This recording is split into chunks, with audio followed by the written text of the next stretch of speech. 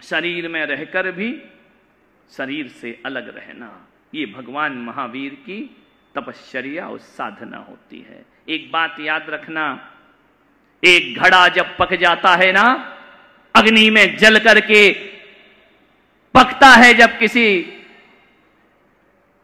आग के अंदर डालते ना घड़े को, एक बार तपता है, जिंदगी भर शीतल रहता है, खुद भी ठंडा रहता है, और जो ठंडा पानी पीता है उसका कंठ भी ठंडा कर दिया करता है। लेकिन उसके लिए पहले उस घड़े को एक तपस्या करना पड़ती है।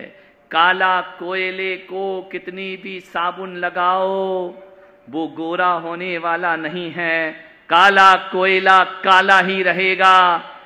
का कोयला होत ना उजरो, 100 मन साबुन खाए। 100 मन साबुन भी लगाओ तो कोयला सफेद नहीं होने वाला है। लेकिन भगवान महावीर का धर्म कहता है कोयला भी सफेद हो सकता है, कोयला भी गोरा हो सकता है। बोले साबुन लगाने से कोयला गोरा नहीं होता है। यदि कोयले को जला दिया जाए तो काला कोयला सफेद राख बन जा। ध्यान रखना, काला कोयला भी सफेद हो जाता है। तपस्या के माध्यम से ये हमारी काली जिंदगी भी सफेद होने में ज्यादा देर नहीं लगा करती है। जीवन को समझने का प्रयास करें। अकेले भूखे मरने का नाम तपस्या नहीं हुआ करता है। भोजन छोड़ने का नाम बस तपस्या नहीं हुआ करता है। 12 तप भगवान महावीर ने बोले हैं। एक तप दूसरे तप से बड़ा हुआ करता है। सबसे पहला तप है अनशन, भोजन नहीं करना।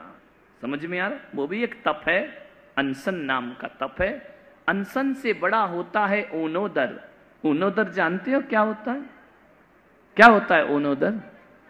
भूख से कम खाना। समझे? पहला तप कौन सा है? खाना ही नहीं, है ना? ना जल लेना ना पानी लेना, खाना ही, ये पहले नंबर का तप है। इससे बड़ा भगवान कह रहे हैं नहीं खाना बड़ा तप नहीं है, उससे बड़ा कम खाना। एक रोटी भी कम खाई, ऊनोदर नाम का तप हुआ करता है।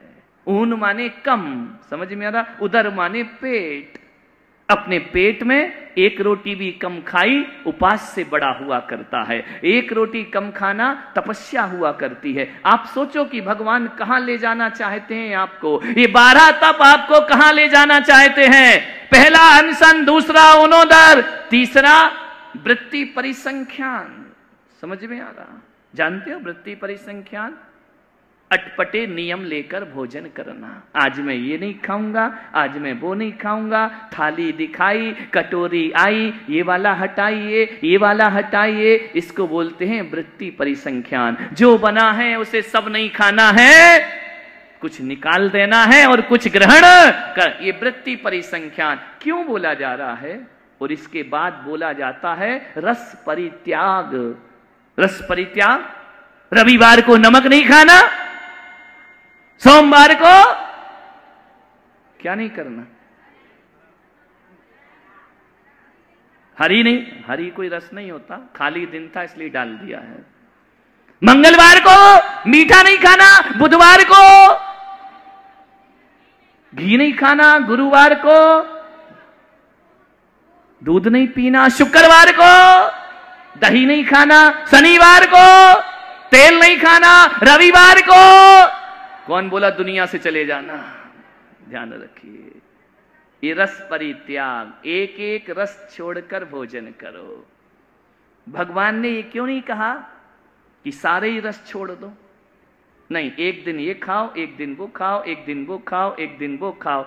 मैंने बहुत सोचा, मैंने कहा भगवान त्याग कराना था तो सारे ही रस छुड़वा देते कि कुछ भी नहीं खाना। नहीं, जैन धर्म वैज्ञानिक है। भगवान महावीर का ये दर्शन है। उन्होंने कहा आज नमक नहीं खाना, कल मीठा नहीं खाना। क्यों? ताकि शरीर में तत्वों की कमी भी ना हो और रसना तुम्हारी स्वाद से बंधी भी ना हो। ध्यान रखिए, जो आदमी जीवन भर नमक छोड़ देता है ना, तो धीरे धीरे उसे बिना नमक में ही स्वाद आने लगता है। फिर उसे नमक वाला गिलास दे दो तो वह थूक देगा। जानवर बचपन से नमक नहीं खाते हैं, उन्हें बिना नमक में ही स्वाद आता है, आत्मा उसी में रम जाती है। तो भगवान कह रहे हैं नहीं, खाना भी और स्वाद भी लगा रहे और त्याग भी करो। पूछा ऐसा क्यों? तो बोले ध्यान रखो, ना तो नमक छोड़ना तपस्या है, ना कम खाना तपस्या है, ना नियम लेके खाना तपस्या है, ना उपवास करना तपस्या है। तो भगवान फिर तपस्या क्या है? भगवान ने कहा इच्छा निरोधा, ये दुनिया की सबसे बड़ी तपस्या होती। अपनी इच्छाओं पे कंट्रोल करो। भोजन पे कंट्रोल करने से कुछ ना होगा। भोजन है, भूख लगी है क्या, इच्छा है कि नहीं, 10-10 दिन उपवास करना और 14 के बाद आने दो पानी पूरी, आने दो माल मलीदा, आओ खाओ, ठेलों पे खड़े मिलेंगे। नहीं, इच्छा जीती या नहीं जीती, ध्यान रख। तपस्या का मतलब क्या है? इच्छा निरोधा तपा, भोजन निरोधा तपा नहीं है। समझिए भगवान महावीर के दर्शन को। इसका मतलब ये नहीं है कि पारणा कल ही कर लो तुम ये प्रवचन सुन के, नहीं, वह भी जरूरी है। देखना इच्छाओं को है। समझ में आ रहा? मेरी इच्छा क्या बोल रही है? यदि इच्छाओं को जीत लिया, इच्छा निरोधा तपा, मन कह रहा भोजन, मैं कह रहा नहीं दूंगा, इच्छा निरोधा तपा। जब सामने थाली हो और आधा भोजन छोड़ देना, इच्छाओं पे कितना कंट्रोल करना पड़ता है, ध्यान रखिए।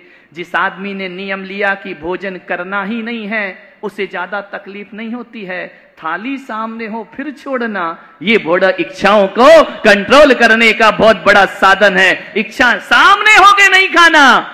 ध्यान रखना, मुनि कौन? जो संसारियों के बीच रहकर भी, संसारियों के साथ रहकर भी जो संसार की इच्छा नहीं रखता, वो दुनिया में मुनि कहलाया कर। जंगल में मुनि बन के रहना कोई बड़ी बात नहीं है।